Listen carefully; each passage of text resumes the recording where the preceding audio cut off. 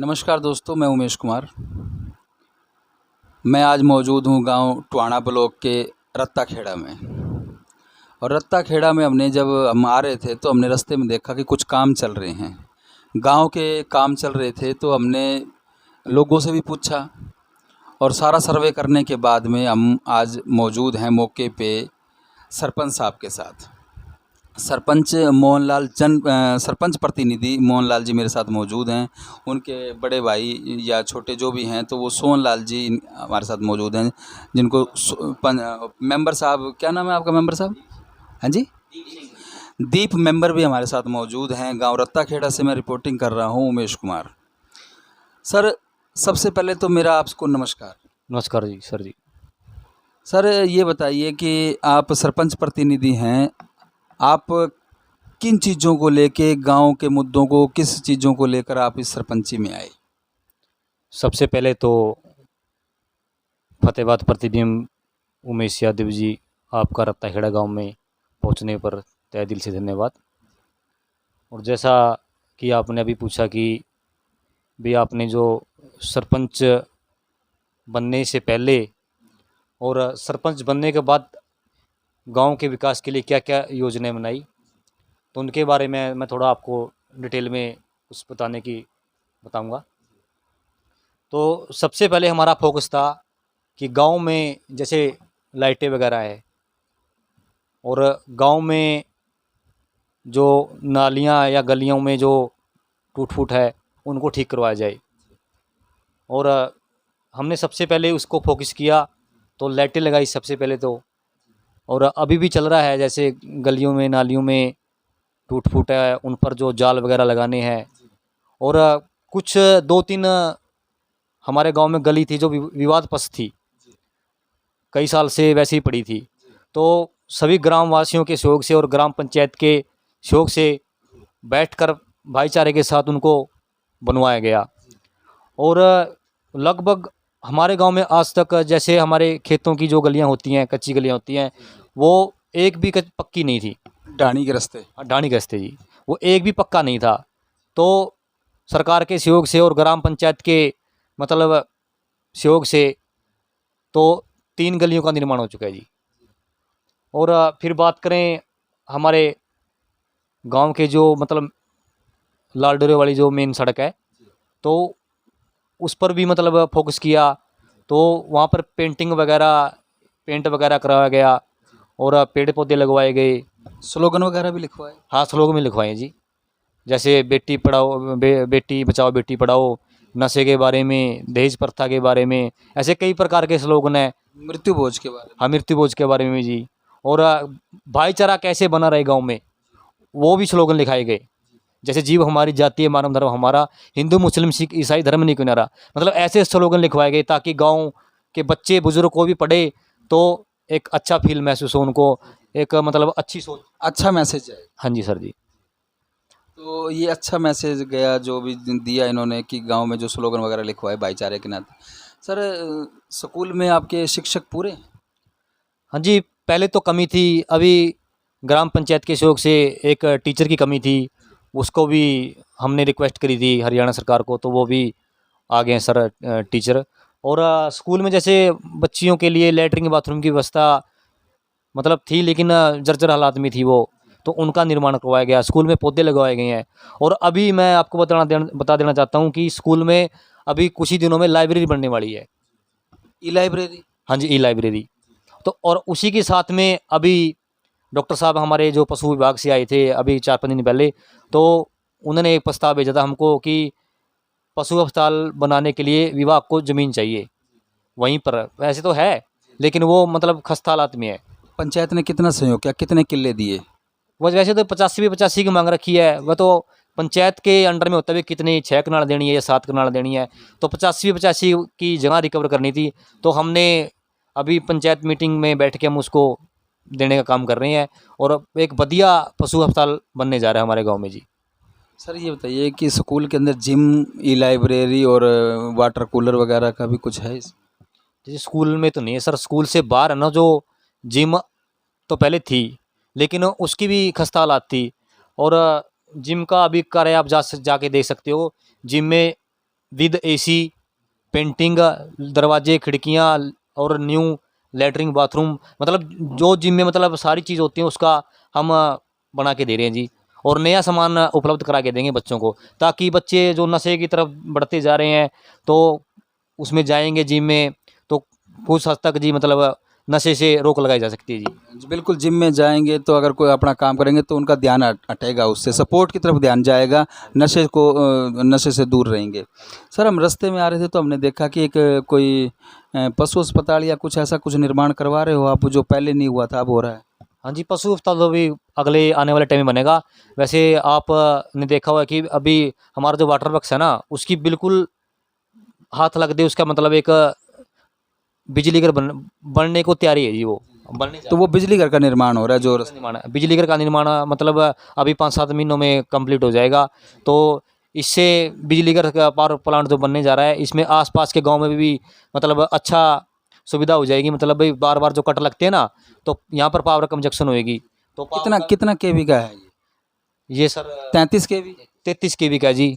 और लगभग 6-7.5 करोड़ की लागत से हरियाणा सरकार के सहयोग से ये बनने जा रहे हैं जी। हाँ जी सर। इसमें मंत्री जी का भी सहयोग है। हाँ जी, मंत्री साहब का भी सहयोग है। मतलब हमारे विधायक जी, मंत्री भी हैं, विधायक भी जी, उनका भी पूरा इसमें सहयोग रहा है। और सहयोग तो ग्राम पंचायत का भी रहा है जी, क्योंकि ग्राम पंचायत ने ये अच्छी सोच पहले तो मतलब कुछ लोग होते हैं वे, कुछ विपक्ष होते हैं, कुछ पक्ष में, बिल्कुल विपक्ष विपक्ष तैयार हो जाता है जी सरपंच बनने के बाद।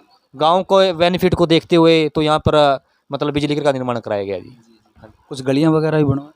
हाँ जी, गांव में आप जाके देख सकते हो, पूरे किसी भी गांव के व्यक्ति से पूछ सकते हो, नौजवान साथियों से पूछ सकते हो कि गांव में मतलब गड़ियाँ निर्माण कराया गया है। अभी हमारी 4-5 चौपालें हैं जी, एससी वर्ग में भी हैं, बीसी में वर्ग में भी है, सभी में हमने लाइट लगाने का काम किया। सभी को पेंट करवाने जा रहे हैं, कुछ पेंट हो गई हैं, कुछ पेंट बाकी हैं अभी। और अपने धन्ना वक्त धर्मशाला में हमने शेड लगवाया जी, क्योंकि सत्संग वगैरह करते थे तो छोटा था, तो शेड लगवाया जी। इन जो चौपालों के बारे में आपने जिक्र किया, क्या उनमें सीसीटीवी कैमरे भी हैं। जी सर जी, पता क्या है, सीसीटीवी कैमरे चौपालों के बाहर हैं जी, क्योंकि अगर चोर वगैरह कोई पड़ते हैं तो बाहर से फोकस होता है जी। तो उसके मतलब जितने भी अपने चौपाल है ना, उनके बाहर सीसीटीवी कैमरे लगा चुके हैं जी। और गांव की पूरी फिरनी पर हमने सीसीटीवी कैमरे लगाए हैं जी। हाँ जी। सरपंच साहब एक ये तो गांव के विकास को लेके आपने बताया कितने काम हुए आपके गांव में। 6 महीने में सरपंच बने हैं, 6 महीने में इन्होंने इतने काम करवाए, तो 55 महीने में कितने काम करवाएंगे, ये सोचने वाली बात होगी। लेकिन सरपंच साहब एक चीज़, मेरा लास्ट सवाल ये है आपसे कि गांव में आज के टाइम में युवा वर्ग जो है नशे में लिप्त है, और किस तरीके से अगर 2-4 युवा वर्ग जो इसमें लिप्त हैं तो वो उनको किस तरीके से आप समझाने का काम करोगे। देखिए सर, युवा वर्ग एक ऐसी एज होती है, इसको मतलब उबाल देने की ज़रूरत होती है। तो सर जैसे हमसे ही मतलब ले हम, हमारी भी उम्र मतलब युवा वर्ग की में आती है। लेकिन आज मालिक की दया से हमने गांव में मतलब एक ऐसी मुहिम छिड़ी हुई है कि युवा वर्ग को कैसे नशे से दूर किया जाए। सबसे पहले तो हमने प्रस्ताव पारित किया, अभी 3-4 दिन पहले की बात है। पूरे ग्राम, हमारे पंचायत ने, पूरी ग्राम वासियों ने सलाह लेकर एक प्रस्ताव पारित किया कि गांव में कोई भी नशा एंटर नहीं होना चाहिए। जैसे शराब हो गया, भूखी होगी, स्मैक हो गया, सभी किसी प्रकार का नशा तो गांव में एंटर नहीं होना दी जाए। उन्होंने प्रस्ताव बाकायदा इसका प्रस्ताव लिख रखे जी। तो दूसरी, जैसे गांव में शरारती तत्व घुस जाते हैं तो उनके लिए सबसे पहले तो हमने सीसीटीवी कैमरे लगवाए जी चारों तरफ, ताकि गाँव में कोई नशा बेचने वाला आए तो हम उसको तुरंत ही कार्रवाई करवा सकें जी। और रही बात युवा वर्ग, आज जैसे शादी करते हैं, जैसे युवा वर्ग कोई भी है तो लाखों रुपये खर्च करते हैं। तो हम उनसे ये रिक्वेस्ट करते हैं कि आप सिंपल वे से शादी करें बच्चों की। हम गांव मौजूद व्यक्ति से भी हम हाथ जोड़ के रिक्वेस्ट करेंगे कि आप बच्चों की सिंपल तरीके से शादी करें। एग्जाम्पल के तौर पर, जैसे मैंने भी सर आज से 3 साल पहले बिल्कुल 1 रुपया भी दहेज का नहीं लिया सर। हालांकि बहुत बड़ी बात है, अपने आप में एक बहुत बड़ी बात है। आज के समाज में एक मैसेज, एक अच्छा मैसेज है ये कि बिना पैसों के, बिना दहेज के शादी करना एक बहुत बड़ी बात है। तो सरपंच साहब ने ये पहल करी है इस गांव के अंदर, और आगे भी जो बता रहे हैं सर, क्या समझिए। सर जी, जैसे हम कबीर पंथ से जुड़े हुए हैं जैसे सर, तो सबसे पहले उनका मतलब एक विजन है भाई, दहेज ना तो दहेज लेना, क्योंकि लड़की जिसने माँ बाप ने लड़की दे दी तो जिगर टुकड़ा दे दिया, तो उससे बड़ा दहेज क्या है। तो संत महापुरुष जो हैं, जो उन्होंने भी सिंपल वैसे अपनी शादी की, बच्चे पाले, ये अडंबर नहीं किया जी, कोई पाखंडवाद नहीं किया। तो सिंपल तरीके से मैं कहता हूँ गाँव वालों को जी, सभी से हाथ जोड़कर रिक्वेस्ट है कि सिंपल तरीके से मतलब अपने बच्चों की शादी करें और अपने बच्चों को एक मतलब अच्छी सोच के साथ मतलब बच्चों को एक उसको करें, मतलब प्रेरणा दें भाई, नशे के खिलाफ मतलब पंचायत कदम उठा रही है तो पंचायत का भी सहयोग करें जी। हाँ जी सर, एक सवाल और है मेरा आपसे कि आज के टाइम में मृत्यु भोज चल रहा है, और मृत्यु भोज को मैं ज़्यादा ना कहते हुए थोड़े में कहूँगा कि उसके बारे में आप 2 शब्द क्या कहोगे आप मृत्यु भोज को? सर जी, ये मृत्यु भोज तो जैसे किसी के घर में डेथ हो जाती है जी, तो उनका बेचारा रो रो के बुरा हाल हो जाता है। तो मृत्यु भोज एक ऐसा है, जैसे कि राजस्थान में देखते हैं हम कि छोटे छोटे बच्चों के बेचारे के पिताजी माताजी गुजर जाते हैं, तो उनको ना मतलब बढ़ावा दे देकर उनको मतलब प्रेरित करते हैं भी, तुम जलेबी लगा लो, लाडू लगा लो, मतलब उनको अगले के तो कुछ भी जिसका पिताजी माँ बाप चले जाते हैं उसे क्या रहता है, किसी के घर के आदमी चला गया और बाद में लड्डू वगैरह चलाते हैं। मतलब भैया अगर ठीक है शोक व्यक्त करना है तो हम वहाँ पे बैठ के शोक, सिंपल रोटी पानी करके भी तो शोक व्यक्त कर सकते हैं, चल ठीक है। ऐसी मौत हो जाए तो वैसे ही कुछ नहीं खाया जाता, लेकिन हम वहाँ पे लड्डू जलेबी चलाते हैं। तो ये एक मतलब कुछ तो आज महंगाई का दौर है जी, पहले ही बहुत मतलब गरीबी से बहुत ही जूझ रहे हैं लोग। आपका कहने का मतलब कुप्रथा है, ये कुप्रथा है। ये कुप्रथा है जी, इसको मतलब मैं ग्राम वासियों से ये आने वाले समय में हम रिक्वेस्ट करते भी रहते हैं, तो मैं ग्राम वासियों से बेनती करूंगा कि आप हमारा ग्राम पंचायत का जी सहयोग दें, हम आने वाले समय में इसको प्रस्ताव लेकर आ रहे हैं जी इसका भी। ये सरपंच प्रतिनिधि मोहनलाल जी मेरे साथ मौजूद थे। इन्होंने गांव के विकास को लेके और तमाम प्रकार की बातें करी, गांव, गलियां, नालियां, खाड़ियां, जो भी कुछ था, नशे को लेकर भी, मृत्यु भोज पर भी इन्होंने बताया, स्पष्टीकरण दिया अपना कि किस तरीके से मृत्यु भोज पे जो है पाखंड एक नहीं करना चाहिए। तो और सर, एक जोड़ों के बारे में क्या कहो? सर जी, जैसे हमारे गाँव में 2 जोड़ लगते हैं, तो हरियाणा सरकार के सहयोग से अभी जो हमारे केतली जोड़ बोलते हैं ना उसको, पिछले जोड़ को केतली, तो उस पर अभी सौंदर्यकरण चला हुआ है जी। तो वो हमने देखा कि आपका जो बन रहा है। हाँ जी, उस पर सौंदर्यकरण चला हुआ है। उस पर जैसे उसकी पार्किंग की, चारों तरफ की पार्किंग, उस पर रेलिंग, पौधे वगैरह, उसको बढ़िया तरीके से मतलब भाई बाहर का भी कोई व्यक्ति आए, कोई मतलब आप जैसे पत्रकार बंधु आते हैं तो देखने में अच्छा लगे। हमारा विजन यही है कि मतलब बाहर से कोई आए तो देखने में अच्छा लगे। हमारा कोई मेंबर हो, कोई सरपंच प्रतिनिधि या सरपंच साहब हैं, वहाँ पे मतलब 24 घंटे वहाँ पर रहते हैं भाई, गांव का अच्छा काम बने, हम मतलब तत्पर वहाँ पे रहते हैं भाई, अच्छा काम करवा के देने, ताकि आने वाले समय में गांव वाले कोई आप जैसे बंधु भी ना कहते भाई अच्छा काम नहीं करवाया। हम बहुत ही मतलब सौंदर्यकरण बहुत अच्छी तरीके से करा रहे हैं, और साथ में लगता हमारा ग्राउंड है।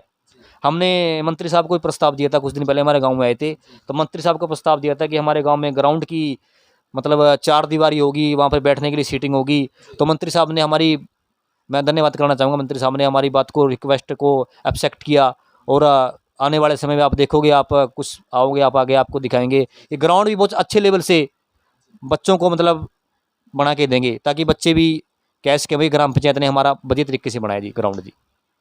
तो मेरे साथ सरपंच प्रतिनिधि मोहनलाल जी थे, इन्होंने सारा कुछ बताया, आपने सुना, आपने देखा सुना जो कुछ भी था।